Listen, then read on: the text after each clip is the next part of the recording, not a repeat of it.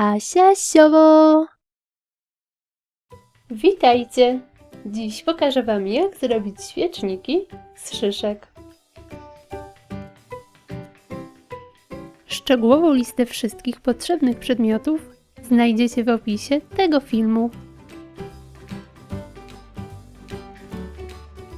Za pomocą obcążków usuwam górę szyszki, tak by podgrzewacz stabilnie na niej stał.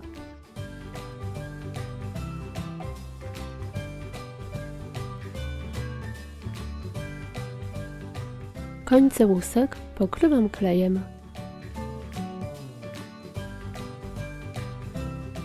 Nakładam brokat.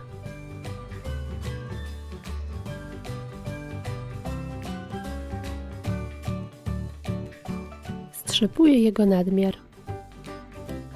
Odstawiam szyszkę do wyschnięcia. Na koniec nakładam podgrzewacz na górę szyszki. I gotowe! Takie świeczniki będą pięknie wyglądać na bożonarodzeniowym stole.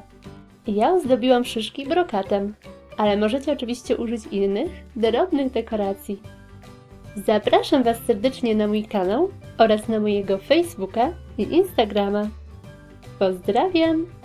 Pa, pa!